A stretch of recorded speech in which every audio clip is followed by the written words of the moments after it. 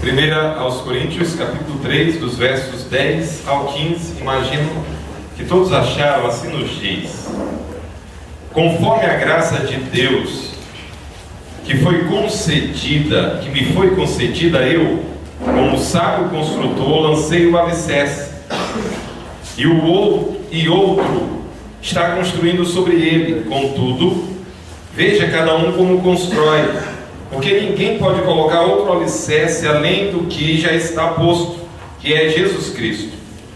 Se alguém constrói sobre esse alicerce usando ouro, prata, pedras preciosas, madeira, feno ou palha, sua obra será mostrada, porque o dia trará a luz, pois será revelada pelo fogo, que provará a qualidade da obra de cada um. Se o que alguém construiu permanecer, esse receberá recompensa. Se o que alguém construiu se queimar, esse sofrerá prejuízo. Contudo, será salvo como alguém que escapa através do fogo. E não sentar, queridos.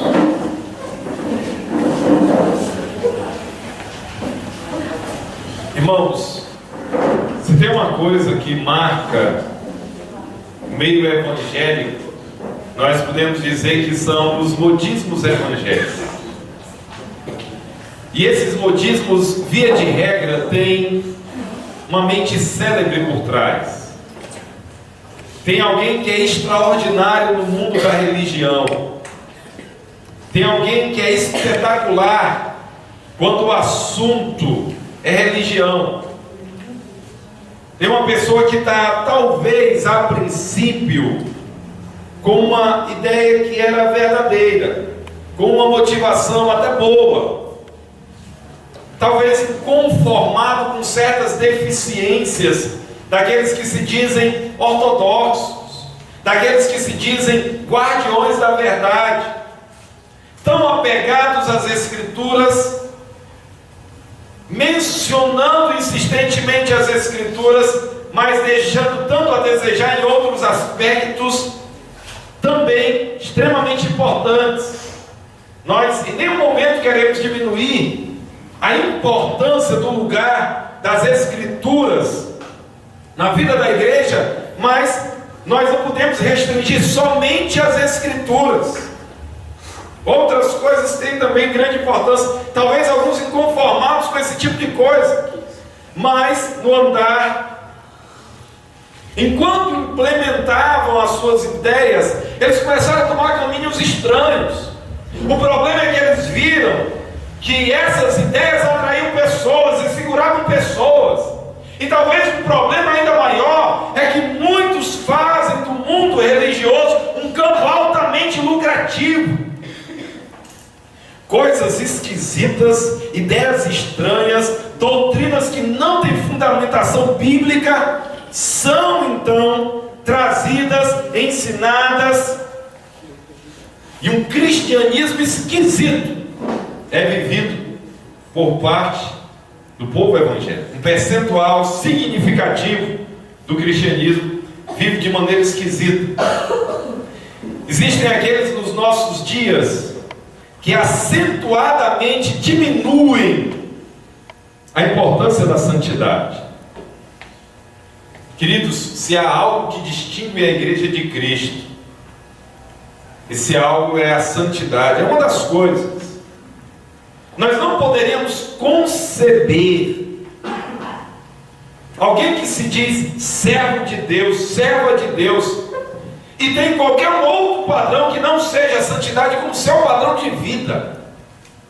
Mas tem pessoas que, em nome de um cristianismo light, dizem que uma vida mais santa é legalismo. Nós reconhecemos que existem pessoas legalistas, pessoas que impõem fardos pesados, pessoas que trazem, colocam como uma obrigação aquilo que, na melhor das hipóteses, talvez seria algo interessante que fosse feito.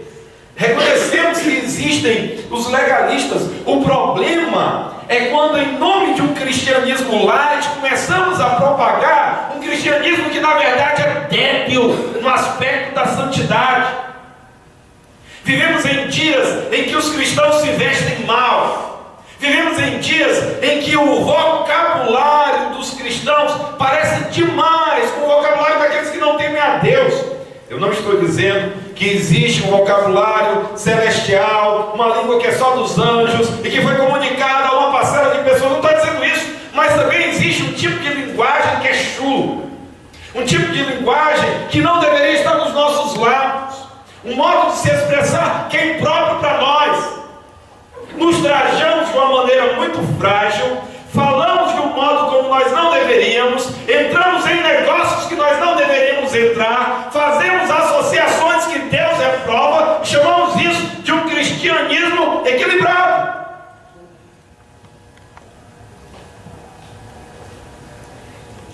Alguns, como nós falamos semana passada, promovem a sua própria pessoa. Em algumas igrejas ditas evangélicas, o ícone que está lá é a foto do fundador. Desde o início, o ícone do cristianismo foi a cruz. Mas em nossos dias, nós encontramos aqueles que fazem do ícone do cristianismo a sua própria foto. Essa é a igreja do líder fulano de tal. E essa é a maneira de eles atraírem pessoas. O problema é que não apenas existem esses que promovem, mas aqueles que acham interessante, que gostam, que seguem.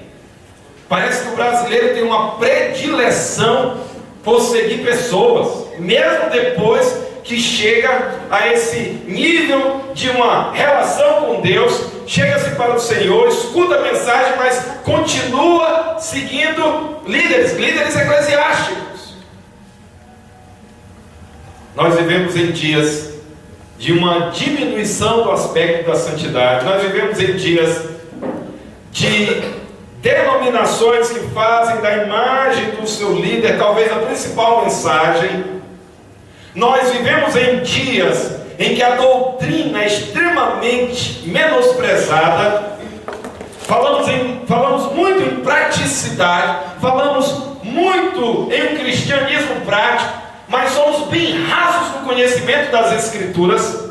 O nosso tempo voltado para conhecer o nosso Deus, a sã doutrina, as verdades, realmente dedicamos pouco do nosso tempo para conhecermos melhor o nosso Deus. Em alguma medida, isso expressa parte do nosso mundo evangélico em nossos dias.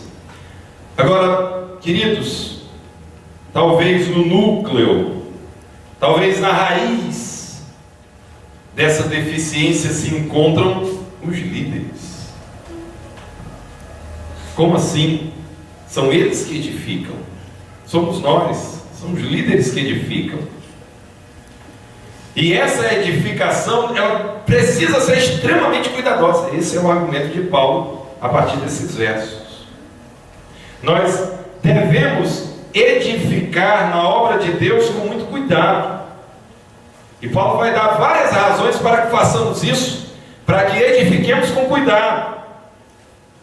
E nós queremos considerar essas razões de Paulo. Por que devemos, na obra de Deus, edificar com cuidado? Em primeiro lugar, porque só existe um fundamento, Jesus Cristo, e este não pode ser alterado.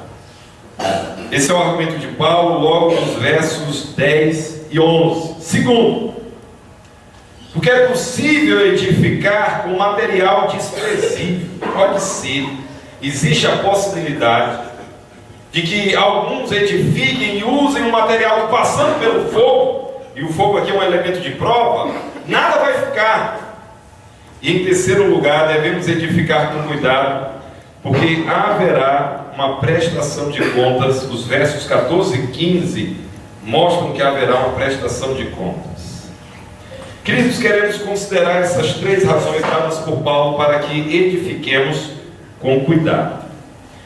Paulo está utilizando-se de mais uma figura para expressar as suas ideias acerca da liderança cristã. Ele já falou nos versos 1 a 4 que eles eram como que pessoas descrentes. As ideias deles não eram as melhores.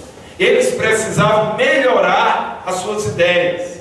Eles precisavam ter um pensamento melhor, uma clareza melhor nas suas ideias, para que eles não formassem aqueles partidos na igreja.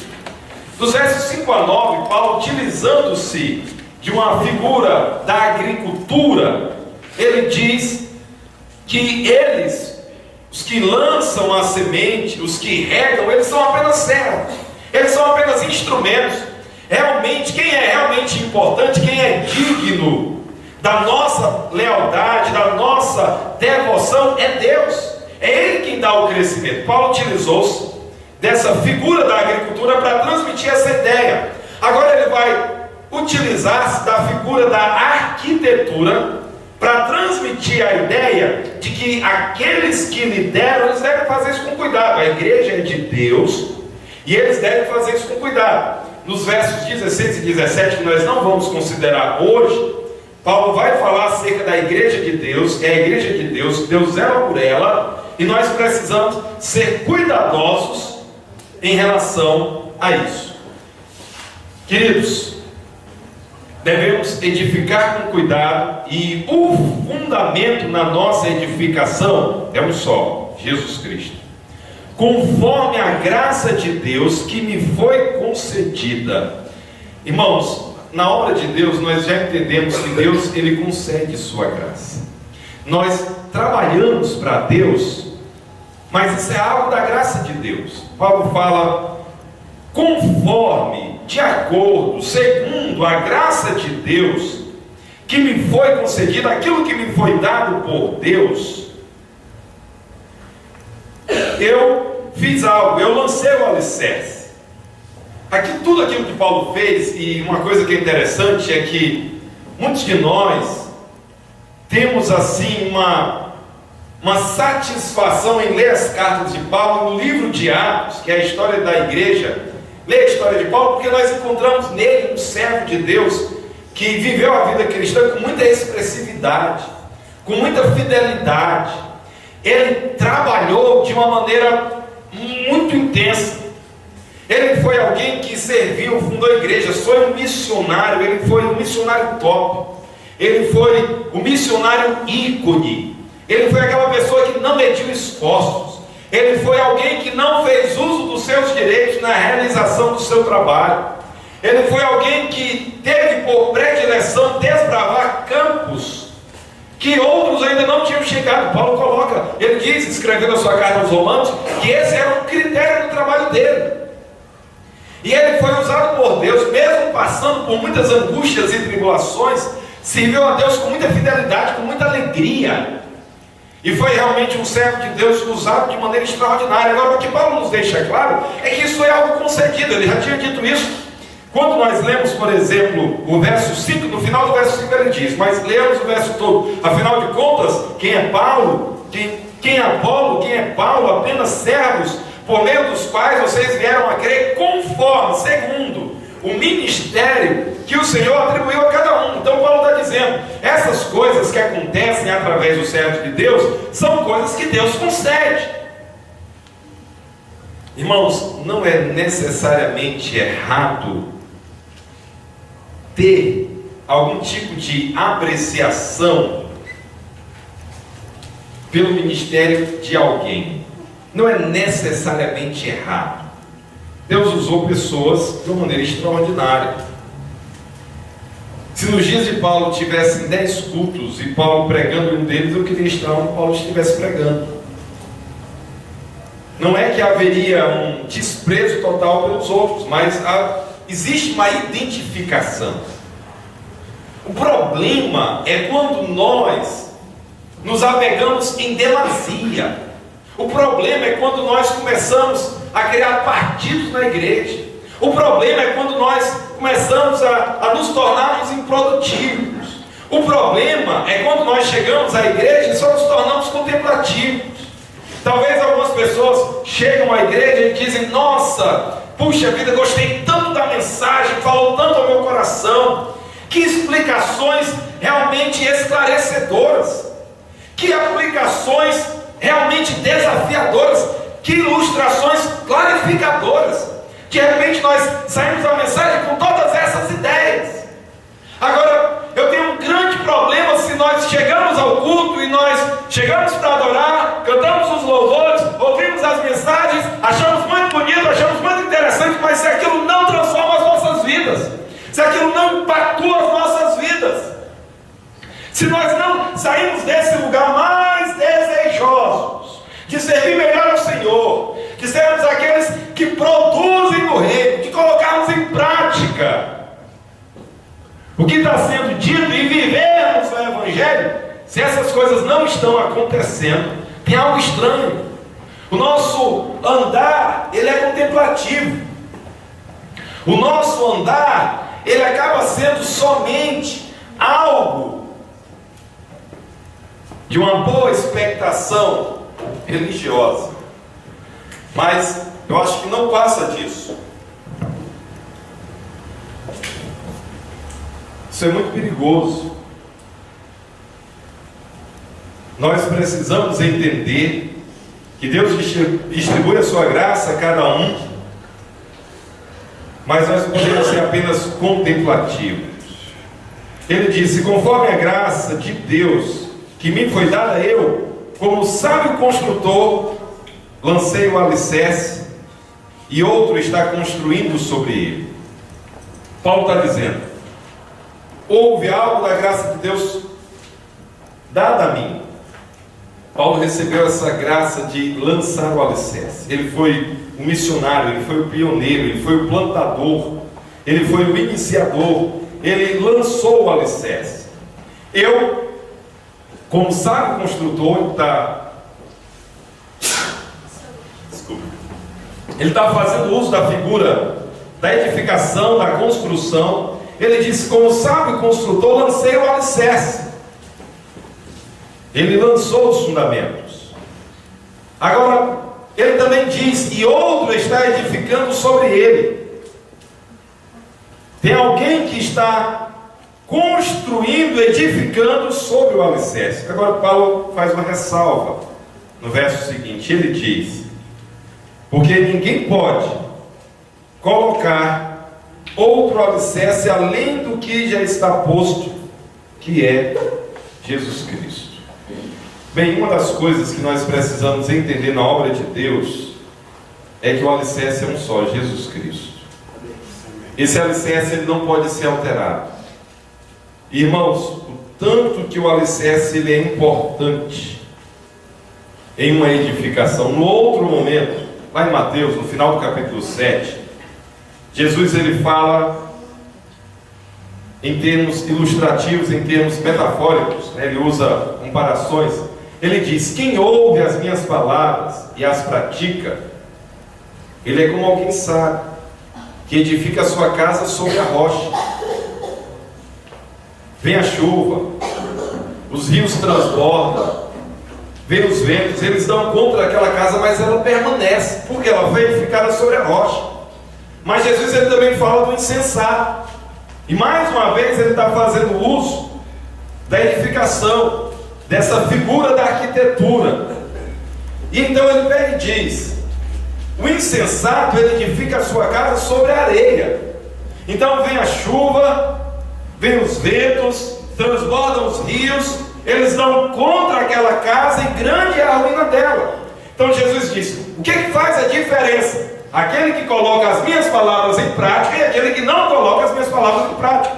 Então Jesus ele também faz essa comparação. A utilização da edificação, da construção e do alicerce é algo extremamente importante. Paulo está dizendo: como sábio construtor, como alguém que não é tolo, como alguém que tem essa compreensão que o alicerce é fundamental, eu lancei o alicerce. E esse alicerce ele não pode ser alterado. Esse alicerce que já está posto, ele é Jesus Cristo. Queridos, Uma coisa que é interessante, no final do século XIX, houve uma batalha gigantesca, uma batalha pela verdade. E nessa batalha pela verdade, vários homens se achando muito inteligentes, eles proporam um outro alicerce. Ou pelo menos eles proporam Jesus Cristo que não era o mesmo da Bíblia. Eles falaram acerca de um Jesus que eles conceberam. Houve uma ideia que se tornou comum entre os estudiosos, entre os filósofos. E essa ideia era a seguinte: era que nós vivemos em um universo fechado. Esse universo ele é governado por leis naturais. E tudo que existe nesse universo ele é o resultado de leis naturais. Não existe sobrenatural. Nós vivemos num universo que ele é governado por leis naturais. Alguns caras muito inteligentes, que se achavam muito inteligentes, eles pegaram essas ideias e eles quiseram aplicar a Bíblia. Um grande problema, um gigantesco problema, é que quando nós abrimos as páginas das Escrituras, ela está encharcada de sobrenatural, desde Gênesis 1:1 até Apocalipse 22. Gênesis 1:1 nos fala de um Deus que existe, que criou todas as coisas pelo poder da sua palavra. E Apocalipse 22 fala de novos céus e nova terra, fala dos redimidos na Jerusalém celestial.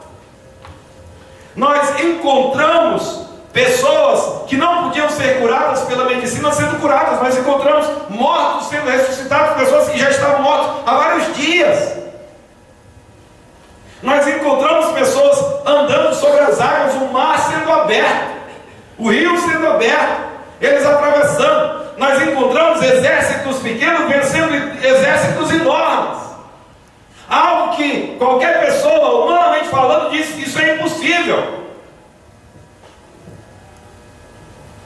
E eles começaram a tentar explicar as Escrituras, falando que isso era folclore judaico. Isso era religião de judeu, que gostava de misticismo, que gostava de incorporar aquilo que realmente tinha sido a história verdadeira, a sua mitologia judaica, as suas ideias folclóricas. Olha, eles queriam que Jesus tivesse andado sobre as águas. Olha, eles desejaram tanto que o Messias tivesse multiplicado pães e peixes. Não, mas isso não aconteceu. Na verdade, isso é folclore judaico.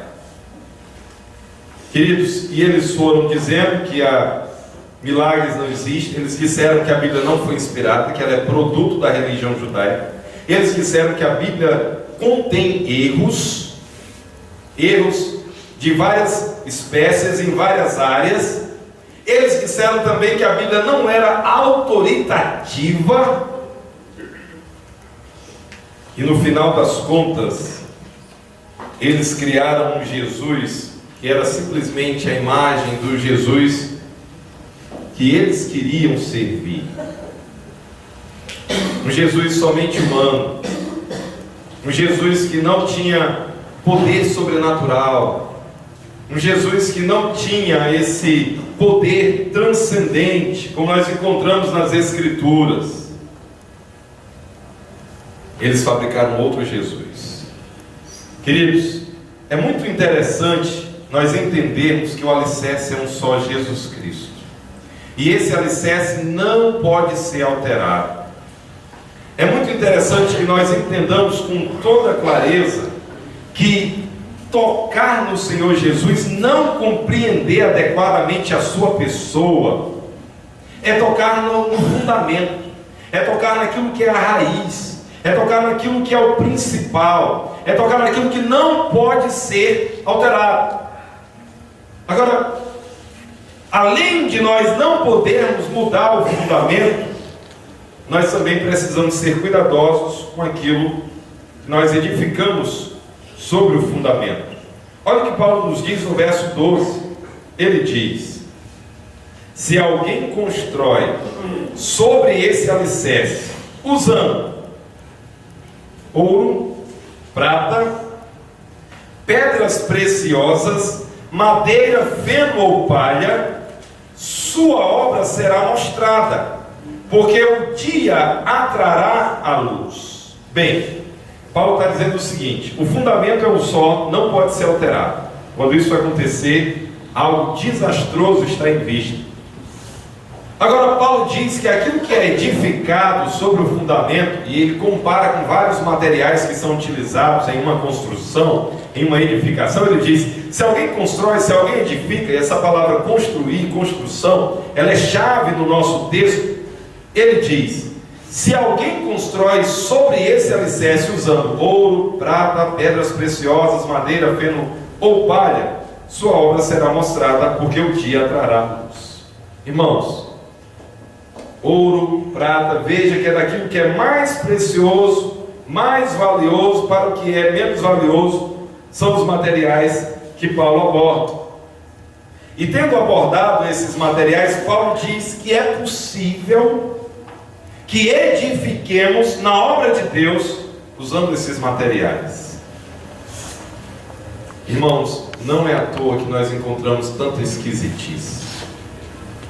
Nos dias de Paulo, a igreja de Corinto já estava fazendo tantas coisas que não devia. Eles estavam formando seus grupos, eles estavam formando seus partidos. Eles não tinham uma ideia tão cristalina sobre a cruz como deveriam ter.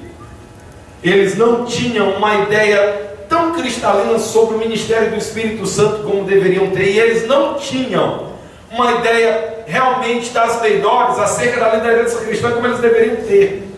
Os próprios cristãos de Corinto já estavam edificando, usando material que não deveria.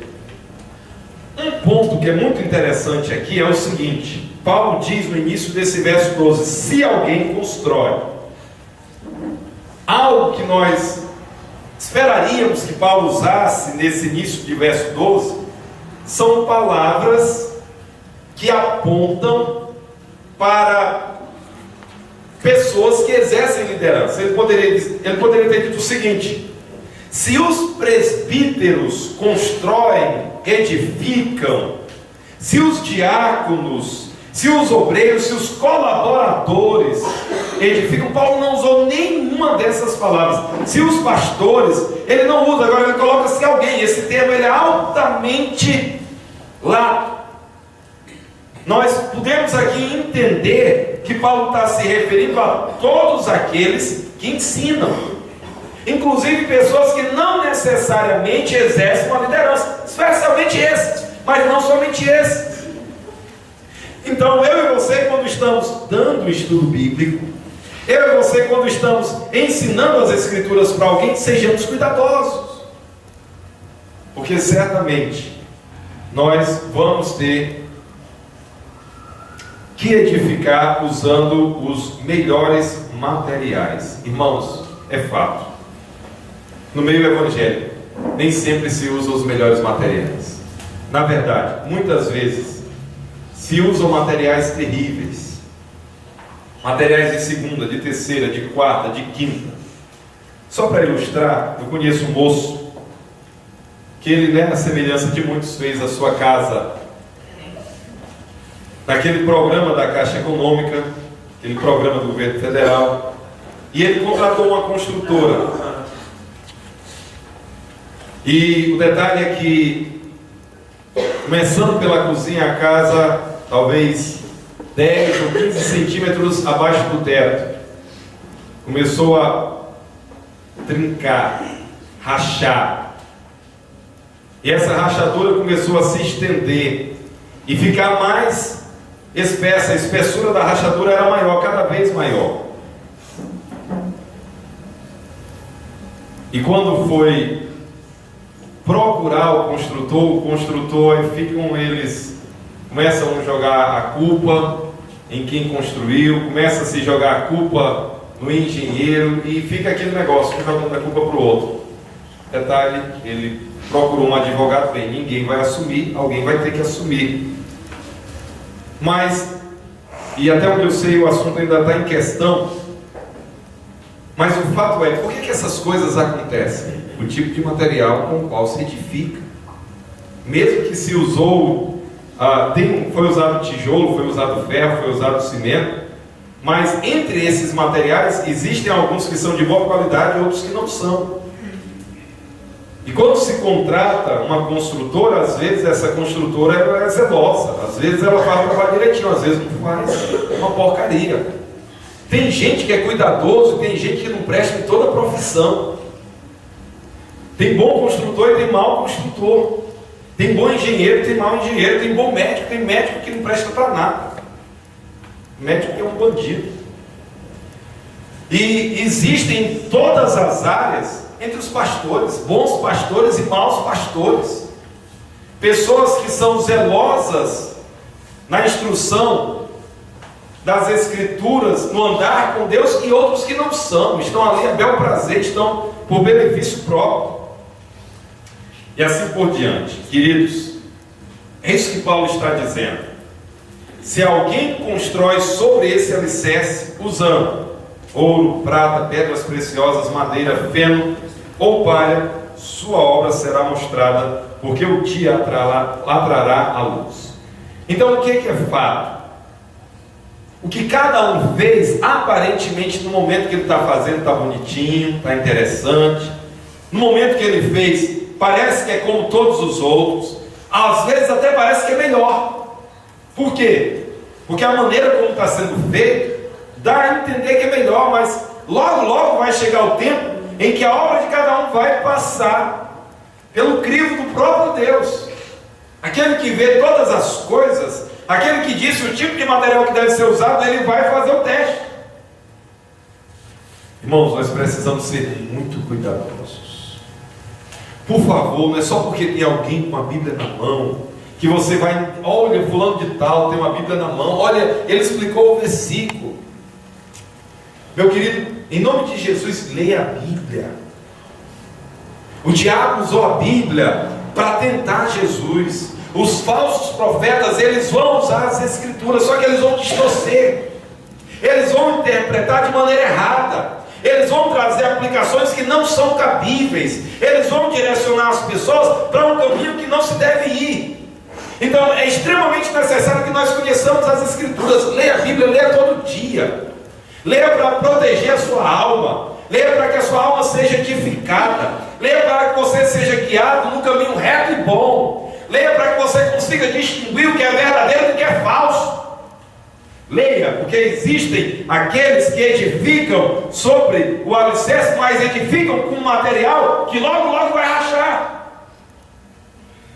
E os resultados vão aparecer. Precisamos ser cuidadosos na edificação.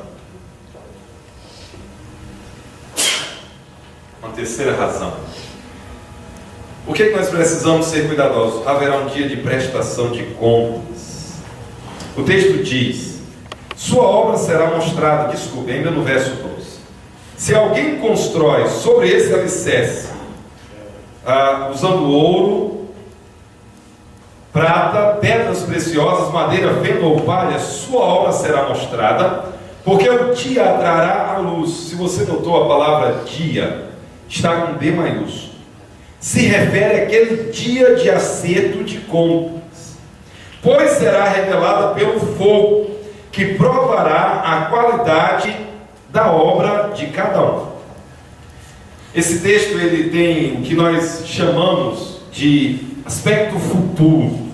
Vai chegar um dia, a Bíblia chama esse dia de acerto de contas, chama esse dia do Senhor, chama esse dia de último dia, no sentido realmente de ser aquele dia em que Deus vai reunir pessoas diante dele para uma prestação de contas. E nesse dia pessoas vão ser trazidas e a obra que cada um edificou, ela vai ser revelada. O interessante, irmãos, é que muitas pessoas falam que estão fazendo o que é certo e o que é bom. Por exemplo, os pais enviam os seus filhos para a escola, os filhos devem estar estudando. Mas tem o dia da prova. Se o filho está estudando, vai ficar claro se ele está estudando ou não. Talvez o filho foi para a escola e, como ele já se tornou PhD em ser malandro, Ele foi para a escola, ele não estuda nem na escola nem em casa. E ele aprendeu no dia da prova a fraudar, a conseguir tirar boas notas naquela prova, sem necessariamente ter estudado nem na escola nem em casa. Mas vai chegar um dia, ele vai chegar no mercado de trabalho, ele vai tentar talvez um vestibular, ele vai tentar um concurso, ele vai tentar coisas dessa natureza.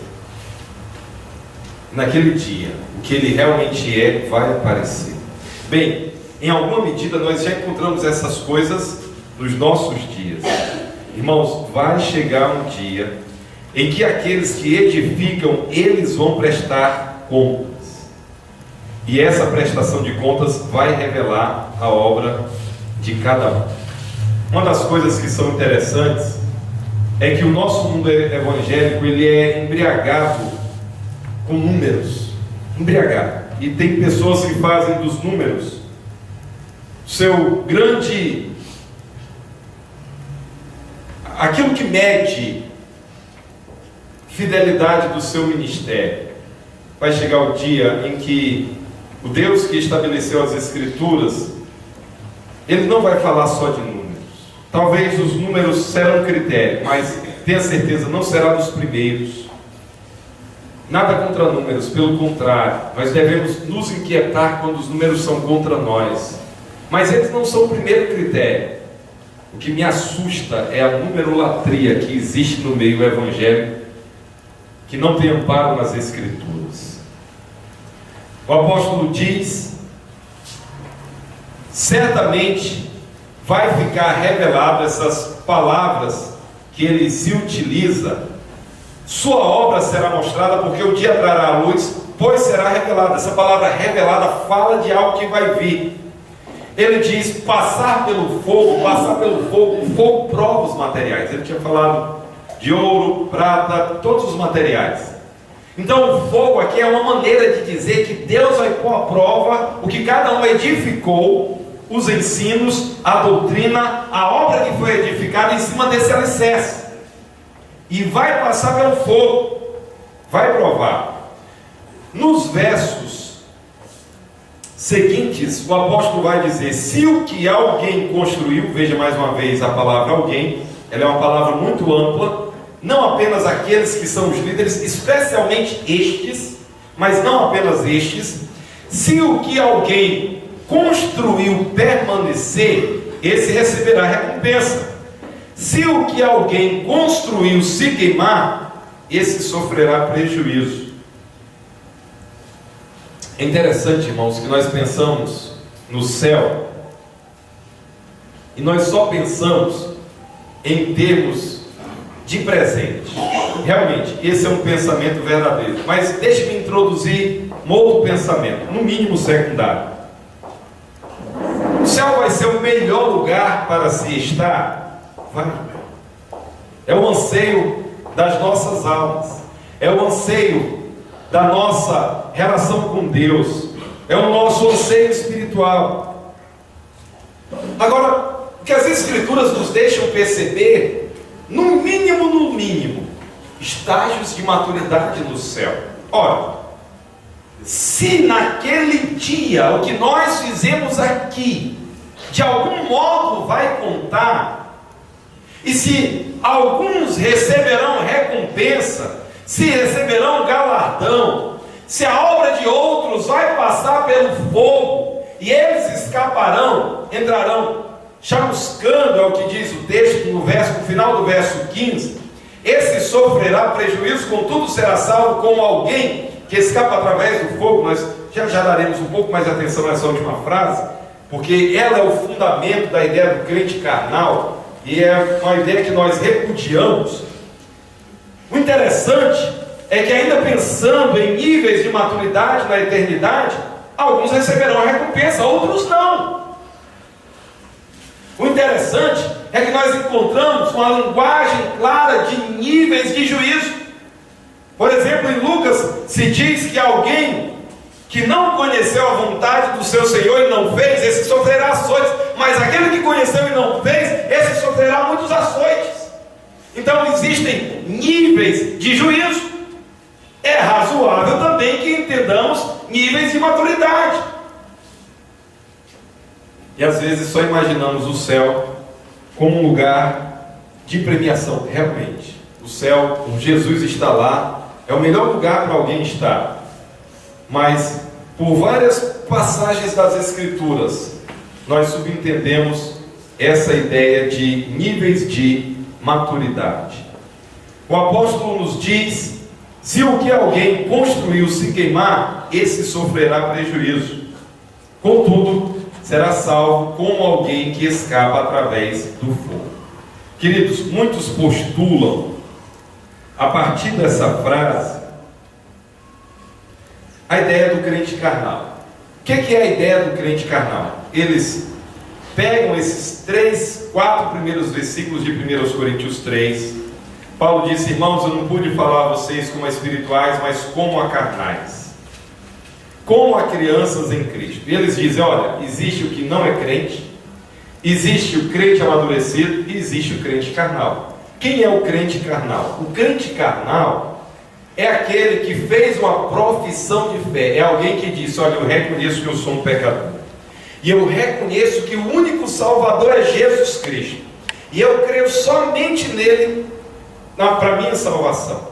Ele faz isso, mas em pouco tempo ele está vivendo uma vida carnal. Ele continua bebendo, ele continua se prostituindo, ele continua fazendo aquilo que agrada a carne. Alguns, muito bem intencionados, eles olharam para esse texto e disseram: mas olha, essas pessoas que edificam com materiais ruins, a Bíblia diz que eles serão salvos. Contudo, será salvo como alguém que escapa através do fogo. É como alguém que entra no céu cheirando a fumaça, mas ele vai ser salvo. Ele confessou Jesus, ele creu em Jesus, ainda que ele voltou para a bebedeira, ainda que ele voltou a jogar, ainda que ele voltou a se prostituir, ainda que ele voltou a fazer tudo que ele fazia antes. Irmãos, o problema com essa crença é que ela não encontra amparo em lugar nenhum das Escrituras. Uma coisa é alguém precisar crescer no seu entendimento cristão. Uma coisa é alguém ter um entendimento mais aprofundado. Paulo diz que não tinha como dar alimento sólido, deu apenas para eles leite, porque eles não podiam suportar e ainda não podiam. Paulo não podia trazer para eles algo que fosse mais aprofundado, porque eles ainda não tinham condições. Mas, queridos, alguém que está em Jesus Cristo, ele tem a sua vida transformada. Um poder sobrenatural vem sobre a vida dessa pessoa. Não é a força dessa própria pessoa, mas é um poder sobrenatural. O Espírito Santo passa a habitar essa pessoa. Ela então vai olhar para os seus pecados e ela vai detestar os seus pecados. Ela vai detestar a mentira, ela vai detestar a prostituição, ela vai detestar a bebedeira, ela vai detestar tudo aquilo que antes era o seu motivo de prazer. A Bíblia retrata o salvo como uma porca que foi lavada. A Bíblia retrata o salvo como uma árvore que dava um fruto. A Bíblia retrata o salvo como alguém que anda na luz, alguém que saiu das trevas. Tudo isso é linguagem para fazer um contraste entre práticas que estão de acordo com aquela verdade de que Deus habita em alguém, transformou em alguém, e também com aquela verdade de que se alguém não anda com o Senhor na sua vida, certamente as suas obras denunciarão isto. Ele fez uma profissão de fé, mas ele vive desse modo. Ele levantou a mão, ele teve uma emoção, alguma coisa aconteceu. O salvo não. O salvo é transformado. O salvo ele abandona o pecado. O salvo ele entende o caminho do erro e ele passa a repudiar.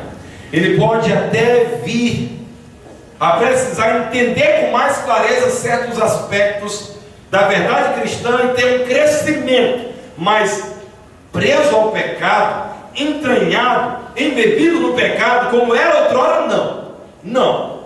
Um salvo, realmente a vida dele vai ser mudada. Será salvo como alguém que escapa através do fogo. Certamente, os que edificam na obra, eles vão passar por juízo. Todos nós que edificamos na obra, nós vamos passar por juízo. E haverá uma prestação de contas. Aqueles que usaram material ruim, eles vão sofrer dano, ou pelo menos o nível de maturidade vai ser muito menor. Uma colocação final. Irmãos, tem muitos que estão afirmando o nome de Jesus, mas o que eles mostram como prática cristã é tão estranho, que simplesmente ter o nome de Jesus entre eles não indica que o que eles fazem é realmente aprovado por Deus. Quero insistir com os irmãos, leiamos as Escrituras e vivamos as Escrituras. Nós precisamos distinguir o que está sendo edificado sobre o alicerce. O alicerce é um só. Se alguém tocar no alicerce, sai de perto. Essa pessoa não é servo de Deus de jeito nenhum.